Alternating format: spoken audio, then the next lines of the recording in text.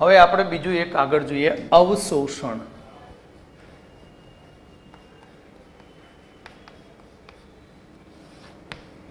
અવશોષણ મતલબ શોષણનો જ ભાગ છે.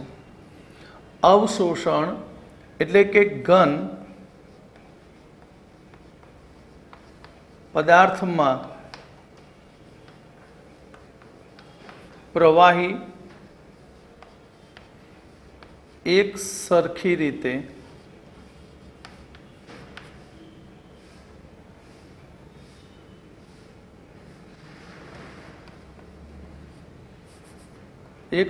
રીતે ફેલાયેલું હોય તો તેને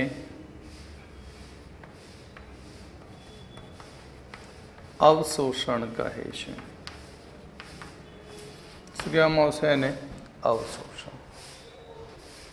જેમ કે ચાક પ્રયોગ કરવો તો કરજો, બરાબર, સિમ્પલ. ચાકને પાણીમાં ડુબાડીએ તો શરૂઆતમાં પાણીની સપાટીથી ચાક ભીંજાય એટલે અધિશોષણ થાય, પણ લાંબા સમય સુધી આ ચાક પાણીમાં પડ્યો રહે અને પછી એ ચાકને બહાર કાઢીને એને બે ટુકડા કરીએ તો અંદરની સપાટી અને બહારની સપાટી પ્રવાહીથી એક સરખી રીતે શું થાય?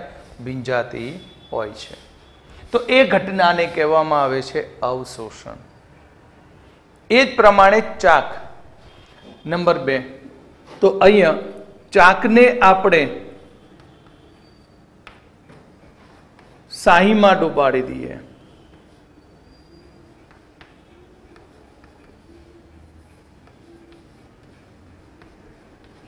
તો ચાકને આપણે શાહીમાં ડુબાડીએ તો શાહી શરૂઆતમાં ચાકની સપાટી ઉપર શું થાય? અધિશોષણ પામે, પણ લાંબા સમય સુધી પડ્યું રહે તો ધીમે ધીમે ધીમે શાહી આખા ચાકમાં શું થાય? પ્રસરી જાય, ફેલાઈ જાય. અને એ ચાકને તમે બહાર કાઢીને વચ્ચેથી બે ટુકડા કરીને તમે જુઓ તો અંદરના ભાગમાં લાગતી શાહી અને બહારના ભાગમાં શાહી બંને કેવી હશે? સરખી હશે. તો આને કહેવામાં આવશે અવશોષણ. ત્રીજું ઉદાહરણ, પીળા રંગની ખાંડ હોય અથવા કોઈ કલર હોય અને એ કલરને પાણીની અંદર નાખી દો તો એ કલર આખા પાણીમાં એક સરખી રીતે શું થશે? ફેલાઈ જશે, જેને કહેવામાં આવશે અવશોષણ કહેવામાં આવે છે. અને જ્યારે અધિશોષણ અવશોષણ બંને ઘટના એક સાથે થતી હોય તો તેને કહેવામાં આવશે શોષણ કહેવામાં આવે છે. જેમ કે સ્પંજને પાણીમાં મૂકો તો સ્પંજની અંદર અધિશોષણ થાય અને અવશોષણ પણ થાય. તો અધિશોષણ અને અવશોષણ વચ્ચેનો તફાવત કેવી રીતે નક્કી થાય? અધિશોષણ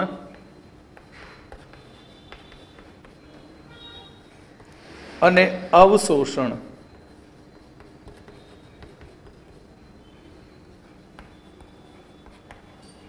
વચ્ચેનો તફાવત.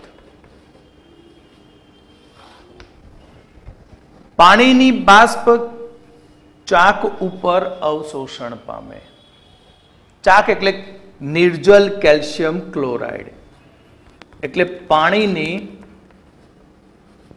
બાષ્પ નિર્જલ કેલ્શિયમ ક્લોરાઇડ CaCl2 પર અવશોષણ પામે. જ્યારે પાણીની બાષ્પ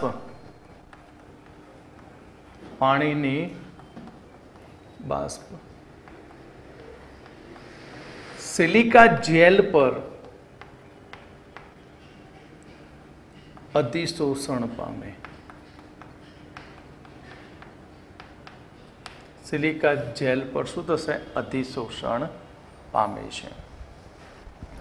તો અધિશોષણના હવે આપણે પ્રકાર જોઈશું. અધિશોષણના 2 પ્રકાર.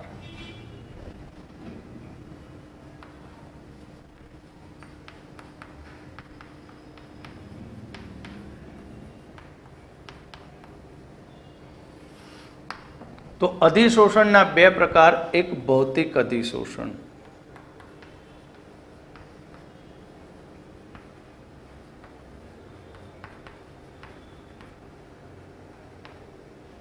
अथवा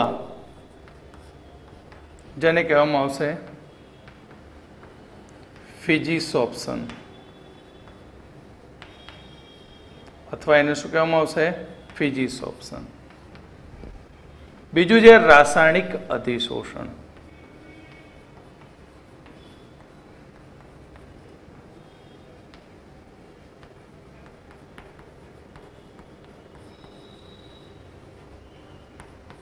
अथवा केमिस्ट्रोप्शन।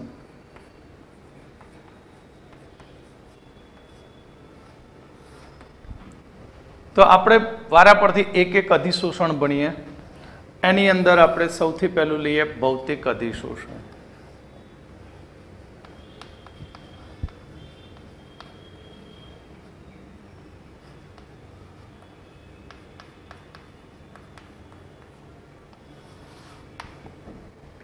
भौतिक अधिशोषण क्यारे थाय? तो भौतिक अधिशोषण में अधिशोषक अने अधिशोषित वच्चे वांडरवाल्स आकर्षण बळ होय त्यारे भौतिक अधिशोषण थाय छे। भौतिक अधिशोषण मतलब के अधिशोषक अने अधिशोषित वच्चे वांडरवाल्स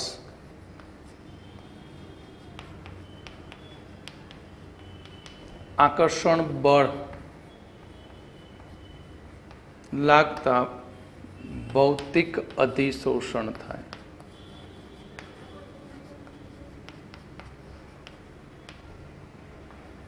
शुं थशे? भौतिक अधिशोषण एटले आ अधिशोषक छे।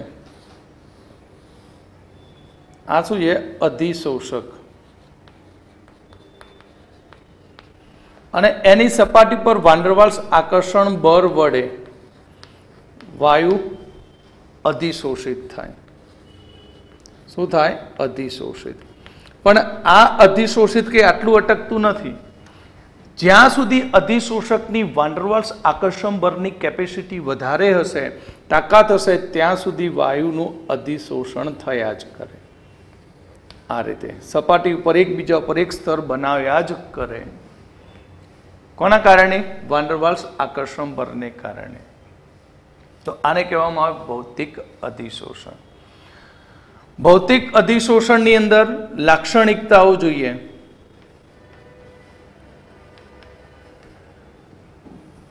लाक्षणिकताओं तो भौतिक अधिशोषण की लाक्षणिकता अंदर पहलू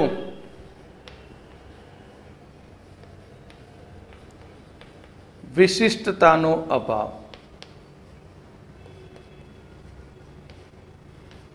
विशिष्टतानो अभाव मतलब शू के अहीं भौतिक अधिशोषण विशिष्ट नहीं।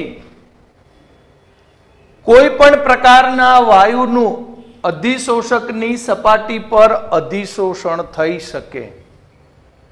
कोई पण प्रकारना वायुनु अधिशोषक पर अधिशोषण थई शके माटे भौतिक अधिशोषण ए विशिष्ट नहीं। आनु कारण वांडरवाल्स आकर्षण बळ। अने वांडरवाल्स आकर्षण बळ ए सार्वत्रिक बळ छे। माटे भौतिक अधिशोषण अंदर विशिष्टतानो अभाव जोवा मळे। भौतिक अधिशोषण में विशिष्टतानो अभाव जोवा मळे छे एनु कारण भौतिक अधिशोषण अंदर कोई पण प्रकारना वायुओनु अधिशोषण थई शके। कारण के अधिशोषक अने अधिशोषितनी वच्चे वांडरवाल्स आकर्षण बळ छे अने आ बळ तो सार्वत्रिक बळ। परिणामे ज्यां सुधी एनी आकर्षणनी ताकात होय त्यां सुधी आवुं अधिशोषण करी शके। तो एनो पहली लाक्षणिकता पूरी विशिष्टतानो अभाव। हवे आपणे अधिशोषितनो स्वभाव जोईशुं।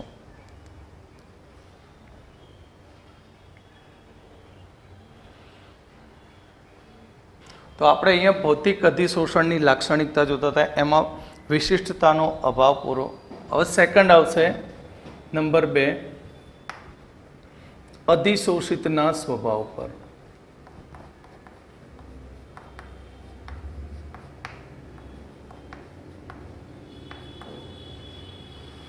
જે વાયુનું પ્રવાહીકરણ સહેલાઈથી થાય તેનું અધિશોષણ ઝડપથી થતું હોય છે. વાયુનું પ્રવાહીકરણ કેવું થાય? ઝડપી થાય. તો વાયુનું પ્રવાહીકરણ ઝડપી થાય તો અધિશોષણ પણ ઝડપી થાય. અધિશોષણ પણ કેવું થાય? ઝડપી થતું હોય છે. વાયુના પ્રવાહીકરણનું ઝડપી બનવાનો આધાર એ તેના ક્રાંતિક તાપમાન ઉપર હોય છે. જે વાયુનું પ્રવાહીકરણ સહેલાઈથી થાય છે તે વાયુનું ઝડપથી અધિશોષણ થાય છે અને વાયુનું પ્રવાહીકરણ એક ક્રાંતિક તાપમાન ઉપર ઝડપથી થતું હોય છે. જેનો ક્રાંતિક તાપમાન ઊંચો હોય તેનું પ્રવાહીકરણ ઝડપી થાય અને અધિશોષણ પણ કેવું થાય? ઝડપી થતું હોય છે. જે વાયુનું પ્રવાહીકરણ સહેલાઈથી થાય તેનું અધિશોષણ ઝડપી થાય અને અધિશોષણ ક્રાંતિક તાપમાન જે વાયુનું ઊંચું હોય એનું પ્રવાહીકરણ ઝડપી થાય તો એનું અધિશોષણ વધારે થતું હોય છે. જેમ કે SO2 વાયુનું અધિશોષણ મિથેન કરતાં ઝડપી થાય અને મિથેનનું અધિશોષણ એ હાઇડ્રોજન વાયુ કરતાં ઝડપી થતું હોય છે. કારણ કે આનું ક્રાંતિક તાપમાન TC, ક્રાંતિક તાપમાન TC SO2 નું 630 કેલ્વિન છે. કેટલું? 630. મિથેન માટે 190 કેલ્વિન, હાઇડ્રોજન માટે 3.3 કેલ્વિન. એટલે અહીં અધિશોષણનો ક્રમ જોઈએ તો સૌથી વધારે ઝડપી અધિશોષણ કોનું? તો અધિશોષણના ક્રમ મુજબ જોઈએ તો SO2 નું અધિશોષણ ઝડપી થાય. કેમ? કારણ કે SO2 નું પ્રવાહીકરણ પણ ઝડપી થાય. કારણ કે ક્રાંતિક તાપમાન ઊંચું છે. એ પ્રવાહીકરણ ઝડપી તો અધિશોષણ ઝડપી, માટે SO2, મિથેન અને H2O. તો અહીં તમને કેટલાક MCQ માટે મેં TC આપી દીધા, ક્રાંતિક તાપમાન. તો એમોનિયાનું પ્રવાહીકરણ CO2 કરતાં ઝડપી થાય છે માટે અધિશોષણ ઝડપી, અને CO2 નું અધિશોષણ એમોનિયા કરતાં ધીમું, પછી O2, પછી N2 અને સૌથી છેલ્લું Na. આ તરફ આવો તો પ્રવાહીકરણ ઘટે, પ્રવાહીકરણ ધીમું થાય. પ્રવાહીકરણ ધીમું થાય તો અધિશોષણ પણ ધીમેથી થાય. અધિશોષણ પણ કેવું થતું હોય? ધીમું થતું હોય છે. તો આ બીજી લાક્ષણિકતા જોઈએ આપણે ભૌતિક અધિશોષણની, અધિશોષિતના સ્વભાવ પર.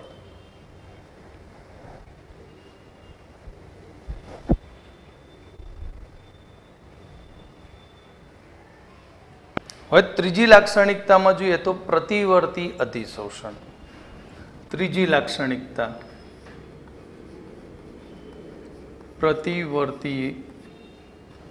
પ્રતિવર્તીય અધિશોષણ. પ્રતિવર્તીય મતલબ શું? પ્રતિવર્તીય પ્રક્રમ છે. કેવો પ્રક્રમ છે? પ્રતિવર્તી. કેમ? કારણ કે અધિશોષકની સપાટી ઉપર જે પણ વાયુ જમા થાય, અધિશોષક પર જે પણ વાયુ અહીં જમા થાય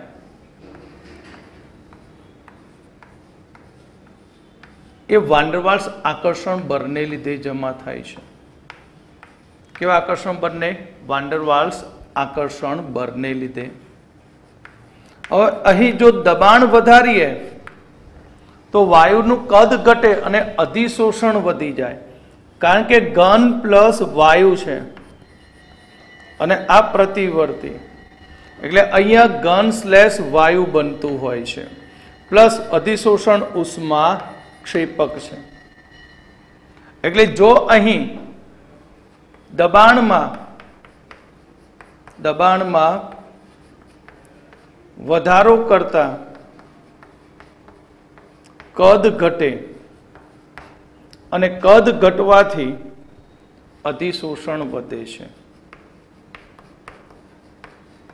અધિશોષણ વધે. કયા નિયમ મુજબ? લે સેટેલિયર. કયા નિયમ મુજબ? લે સેટેલિયરના નિયમ મુજબ. પણ જો આનાથી વિરુદ્ધ દબાણ ઘટાડી દઉં, એટલે આને વેક્યુમ ડેસિકેટરમાં મૂકી આગળ કહ્યું હતું એ પ્રમાણે, પછી વેક્યુમ પંપથી અંદરની હવા બધી ખેંચી લો, દબાણ ઘટાડું, તો આ તો કયું બળ હતું? વાન્ડરવાલ્સ. કયું બળ હતું? વાન્ડરવાલ્સ. વાન્ડરવાલ્સ હોય તો નીચું દબાણ, અરે ખૂબ જ નિર્બળ આકર્ષણ બળ, ફટાક દઈને છૂટીને શું થઈ જાય? છૂટા પડી જાય. એટલે દબાણ ઘટાડવાથી અધિશોષિત દૂર થઈ જાય, ફરી પાછો અધિશોષક મળી જાય. ફરી પાછું શું મળશે? અધિશોષક. એ જ પ્રમાણે ઘટના કેવી છે? ઉષ્માક્ષેપક. તાપમાન વધારું તો પણ ભાગી જાય અધિશોષિત, અને ફરી પાછો અધિશોષક મળે, ફરી પાછો ઉપયોગ કરી શકાય. એટલે પ્રતિવર્તી પ્રક્રમ છે. કેવો છે? પ્રતિવર્તી. એટલે દબાણ ઘટાડવાથી કે તાપમાન વધારવાથી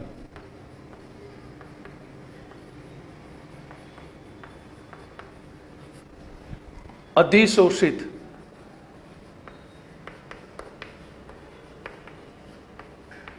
દૂર થાય છે. અધિશોષિત શું થશે? દૂર થાય, અને અધિશોષક પાછો મળે. એટલે આ પ્રતિવર્તી પ્રક્રમ છે. ત્યાર પછી આવશે નંબર 4, અધિશોષક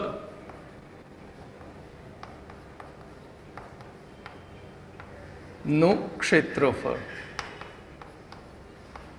તો અધિશોષક જેટલો વધારે બારીક પાવડર સ્વરૂપે હોય તેમ એનું પૃષ્ઠ ક્ષેત્રફળ વધે, અને પૃષ્ઠ ક્ષેત્રફળ વધતું જાય તો અધિશોષણ પણ શું થાય?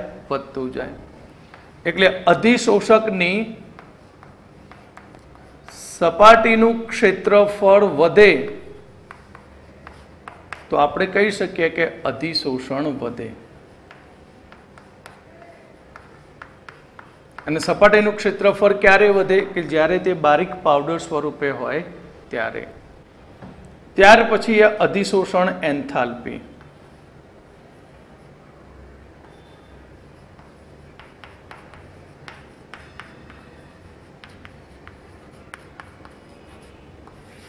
તો અધિશોષણ એન્થાલ્પી, ભૌતિક અધિશોષણ કોના લીધે થાય? વાન્ડરવાલ્સ આકર્ષણ બળને લીધે. ભૌતિક અધિશોષણ વાન્ડરવાલ્સ આકર્ષણ બળને લીધે થાય છે. એટલે કે નીચી અધિશોષણ એન્થાલ્પી ધરાવે. નીચી અધિશોષણ એન્થાલ્પી એટલે કે 20 થી 40 કિલો જૂલ પ્રતિ મોલ. ક્લિયર? તો ભૌતિક અધિશોષણ વિશે આપણે કેટલા જોયા? 5 મુદ્દા. પહેલો મુદ્દો હતો વિશિષ્ટતાનો અભાવ, કારણ કે અધિશોષક અને અધિશોષિત વચ્ચે માત્ર વાન્ડરવાલ્સ આકર્ષણ બળ હોય. બીજો છે અધિશોષિતના સ્વભાવ પર, જે વાયુનું પ્રવાહીકરણ સહેલાઈથી થાય છે તે વાયુનું ઝડપથી અધિશોષણ થાય, અને ક્રાંતિક તાપમાને વાયુનું પ્રવાહીકરણ કેવું હોય? ઝડપી હોય છે. એટલે જેનો ક્રાંતિક તાપમાન ઊંચો હોય તે વાયુનું અધિશોષણ ઝડપી થાય. ત્યાર પછી જોયું કે અધિશોષણ એ પ્રતિવર્તી છે અથવા પરિવર્તનશીલ છે. પરિવર્તનશીલ છે એનો મતલબ શું? કે અધિશોષક ઉપર અધિશોષિત થયેલો વાયુ એ દબાણ ઘટાડવાથી કે તાપમાન વધારવાથી દૂર થઈ જાય તો પરિવર્તન છે. બીજું, અધિશોષણ એ બંને પ્રકારના અધિશોષણ હોય, રાસાયણિક હોય કે ભૌતિક હોય.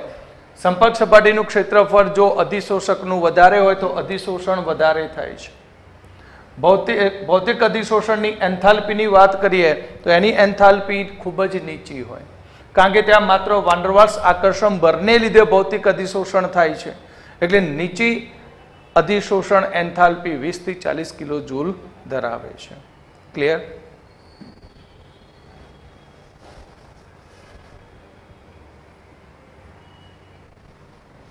હવે આપણે અધિશોષણનો બીજો પ્રકાર જોઈએ, રાસાયણિક અધિશોષણ.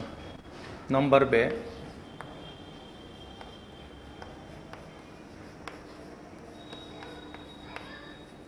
રાસાયણિક અધિશોષણ. રાસાયણિક અધિશોષણ ક્યારે થાય કે અધિશોષક અને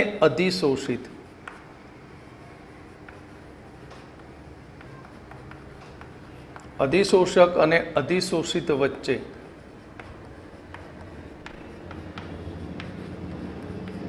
રાસાયણિક બંધ શક્ય હોય તો જ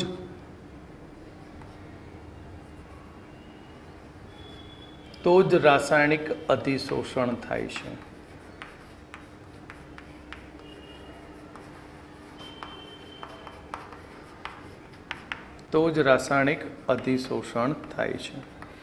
રાસાયણિક અધિશોષણ દરમિયાન અધિશોષક અને અધિશોષિત જે છે એમની વચ્ચે સહસંયોજક અથવા તો આયનીય બંધ હોઈ શકે. કયો બંધ હોઈ શકે? સહસંયોજક અથવા આયનીય બંધ હોઈ શકે. ત્રીજું, ઊંચી સક્રિયકરણ ઉર્જાએ થાય. ઊંચી સક્રિયકરણ ઉર્જાએ થાય. ઊંચી સક્રિયકરણ ઉર્જા એટલે નીચા તાપમાને આ પ્રક્રિયા કરવા જાઓ અધિશોષણની ખૂબ જ ધીમી હોય, પણ ટેમ્પરેચર વધારો તો જ એ પ્રક્રિયા ઝડપી બને. તો અહીં રાસાયણિક અધિશોષણની આપણે લાક્ષણિકતાઓ જોઈએ.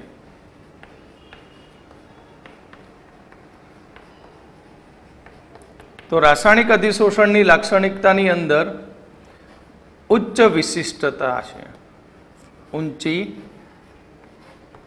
વિશિષ્ટતા છે. ઊંચી વિશિષ્ટતાનો મતલબ શું? કે અહીં અધિશોષક અને અધિશોષિત વચ્ચે રાસાયણિક બંધ રચાતો હોય તો જ અધિશોષણ થઈ શકે. એટલે રાસાયણિક અધિશોષણ વિશિષ્ટ છે. રાસાયણિક અધિશોષણ કેવું છે? વિશિષ્ટ. કેમ વિશિષ્ટ? કારણ કે અધિશોષક અને અધિશોષિત વચ્ચે અધિશોષક અને અધિશોષિત વચ્ચે રાસાયણિક બંધ શક્ય હોય.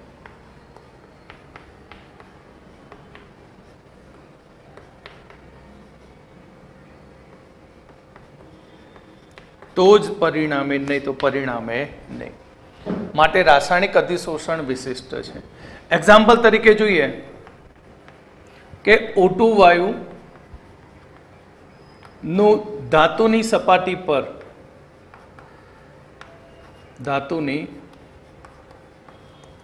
સપાટી પર અધિશોષણથી ઓક્સાઇડનું સ્તર બને. અધિશોષણથી શું બની જાય? ઓક્સાઇડનું સ્તર.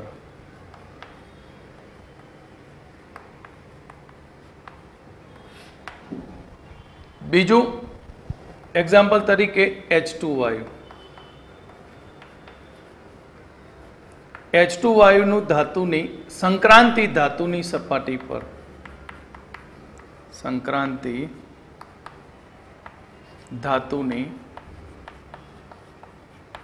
સપાટી પર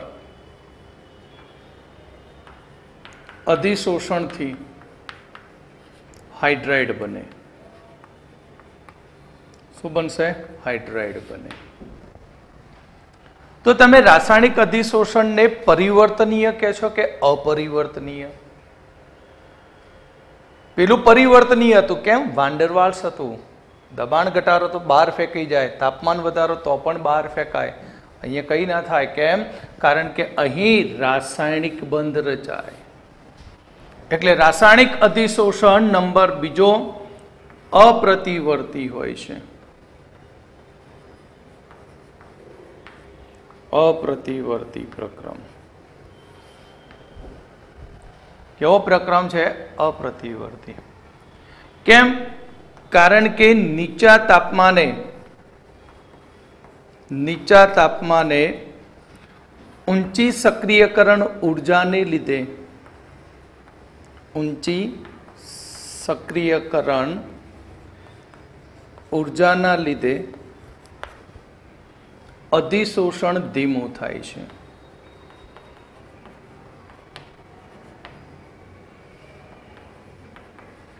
આથી રાસાયણિક અધિશોષણની અંદર તાપમાનમાં શું કરવામાં આવે? વધારો. આ પણ ઉષ્મા ક્ષેપક જ છે, પણ ઊંચા તાપમાને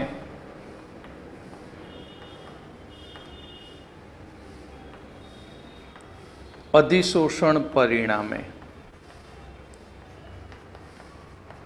અને એક વખત અધિશોષક અને અધિશોષિત વચ્ચે બંધ બની ગયા પછી ગમે તેટલું ટેમ્પરેચર વધારો પણ અધિશોષણ થાય નહીં.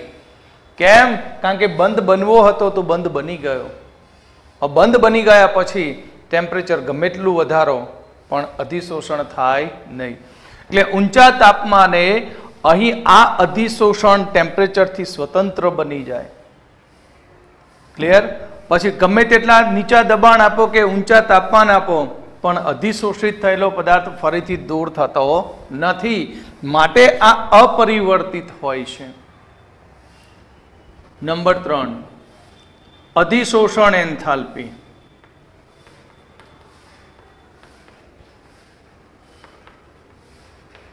તો રાસાયણિક અધિશોષણ થતું હોવાથી અધિશોષણ એન્થાલ્પીનું મૂલ્ય ઊંચું હોય છે. 80 થી 240 કિલો જૂલ પ્રતિ મોલ. 80 થી કેટલું હોય? 240 કિલો જૂલ પ્રતિ મોલ જેટલું ઊંચું અધિશોષણ એન્થાલ્પી ધરાવે છે. ઓકે, તો આ હતું રાસાયણિક અધિશોષણ.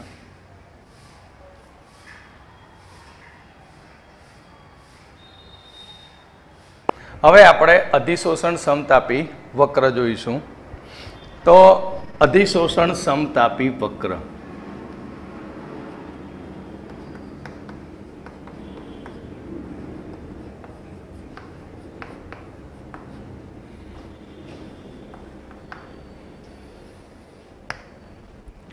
અધિશોષણ સમતાપી વક્ર એટલે આપેલ તાપમાને અધિશોષક પર અધિશોષિત વાયુના દબાણના ફેરફાર સાથેના વક્રને કહેવામાં આવશે અધિશોષણ સમતાપી વક્ર કહેવામાં આવે છે.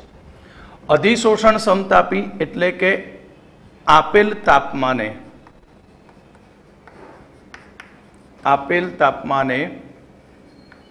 ઘન અધિશોષક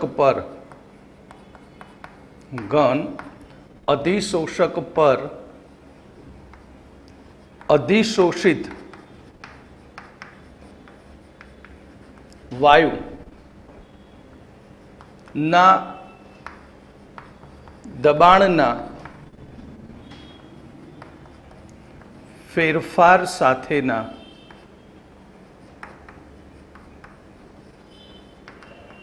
વક્રને અધિશોષણ સમતાપી વક્ર કહે છે. સમતાપી મતલબ આખી પ્રોસેસ દરમિયાન ટેમ્પરેચર અચળ જ રહે, એટલે આપેલા તાપમાને કહ્યું છે. ઘન અધિશોષક પર અધિશોષિત વાયુ ના દબાણના ફેરફાર સાથેના વક્રને કહેવામાં આવે અધિશોષણ સમતાપી વક્ર કહે છે. અહીં અધિશોષણ માટે જુદા જુદા 5 પ્રકારના અધિશોષણ સમતાપી વક્ર મળતા હોય છે. 5 જુદી જુદી અધિશોષણ સમતાપી, જેમાંથી માત્ર આપણે અહીં 2 જ ભણવાની છે: ફુંડલીચ અધિશોષણ સમતાપી અને લેંગમિયર અધિશોષણ સમતાપી. તો અહીં આપેલ તાપમાને ઘન અધિશોષક પર અધિશોષિત વાયુના દબાણના ફેરફાર સાથેનું વક્ર એટલે કે અહીં x/m વિરુદ્ધ p નો આલેખ દોરવામાં આવે છે. જ્યાં m એટલે અધિશોષકનું વજન,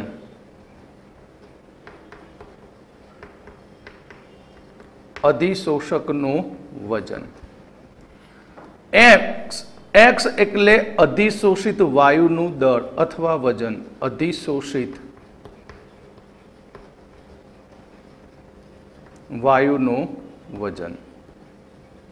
હવે આના આલેખ દોરીએ તો ધારો કે હું 195 કેલ્વિન તાપમાન માટે અધિશોષણ સમતાપીનો આલેખ દોરું તો આ રીતે મળશે. 244 માટે આલેખ દોરું તો આલેખ આ રીતે મળશે અને 273 માટે આલેખ આ રીતે મળશે. એટલે કે અહીં x/m એટલે કે અધિશોષિત વાયુની માત્રા સૂચવે છે. ઘન અધિશોષક પર અધિશોષિત વાયુની માત્રા એટલે x/m. આલેખમાં આપણે જોઈ શકીએ કે દબાણ જેમ જેમ વધતું જશે તેમ તેમ x/m ની માત્રા વધતી જશે. પછી ઊંચું દબાણ મળે તો ઊંચા દબાણે અધિશોષણ એ સંતૃપ્ત બની જાય છે. ઊંચા દબાણે અધિશોષણ કેવું બની જાય? સંતૃપ્ત બનતું હોય છે. એટલે કે અહીં આલેખના વક્ર ઉપરથી આપણે કહીએ કે પ્રેશર P વધે તો x/m ની માત્રા વધે અને ઊંચા દબાણે x/m ની માત્રા અચળ બને. અને અચળ બને મતલબ અધિશોષણ સંતૃપ્ત થયું. અધિશોષણ કેવું બની જશે? સંતૃપ્ત બને છે. તો આની અંદર આપણે સૌથી પહેલું જોઈશું ફુંડલીચ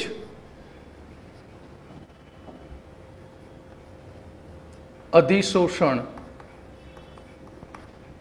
સમતાપી.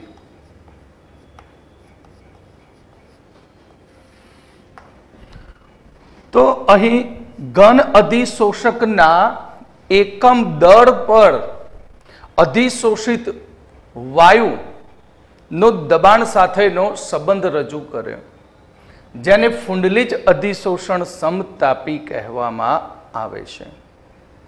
એટલે કે ઘન અધિશોષકના એકમ દળ પર અધિશોષિત વાયુની માત્રા એટલે x/m એ વાયુના દબાણના સમપ્રમાણમાં હોય છે.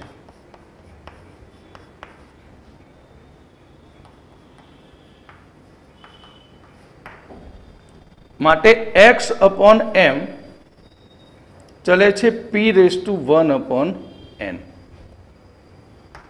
અને જ્યાં n >1 હોય, 1 થી મોટો હોય છે.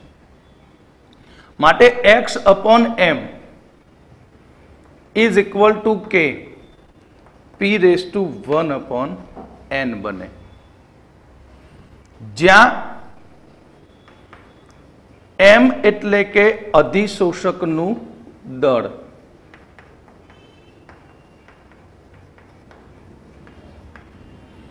x એટલે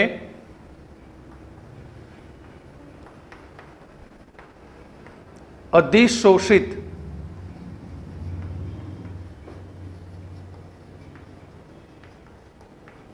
વાયુનું દળ અને x/m પ્રતિ ગ્રામ અધિશોષક દ્વારા અધિશોષિતની માત્રા.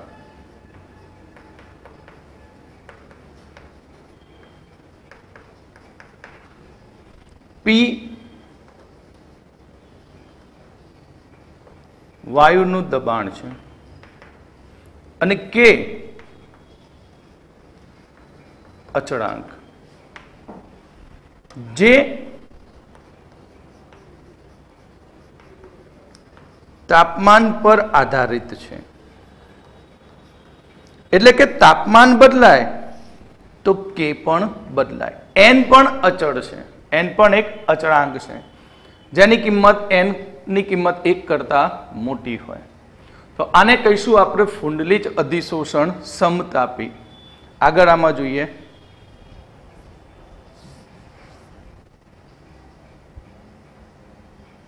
તો આપણે અહીં સૂત્ર લખ્યું કે x/m બરાબર k p⁻1/n.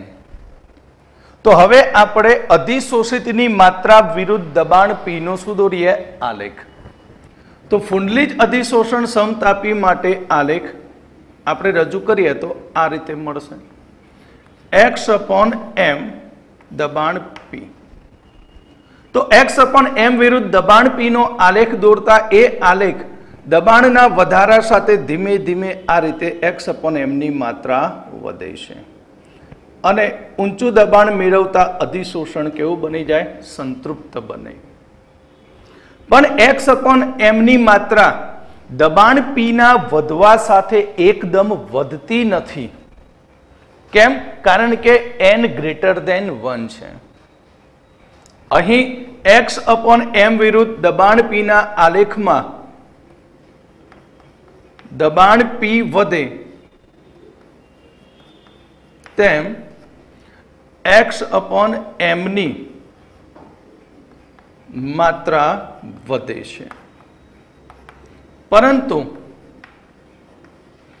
x/m નું મૂલ્ય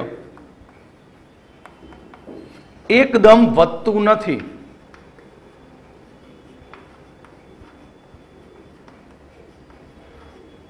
કારણ કે n greater than 1 છે. એટલે કે 1/n નું મૂલ્ય એ 0 થી 1 ની વચ્ચે સીમિત હોય છે. 0 થી 1 ની વચ્ચે કેવું હોય? સીમિત. એટલે કે એવું કહેવામાં આવ્યું કે 0 થી 0.5 સુધીની વચ્ચે હોય છે. તો x/m વિરુદ્ધ p નો આલેખ દોરીએ તો અહીં દબાણ જેમ જેમ વધતું જાય એમ x/m ની માત્રા વધે. પણ x/m એકદમ જમ્પ મારતો નથી, પણ ધીમે ધીમે વધે અને ઊંચા દબાણે અધિશોષણ કેવું બની જાય? સંતૃપ્ત બને છે. ઊંચા દબાણે અધિશોષણ સંતૃપ્ત બને છે. પછી ગમે તેટલું દબાણ ઊંચું જાય પણ અધિશોષણ હવે થતું નથી.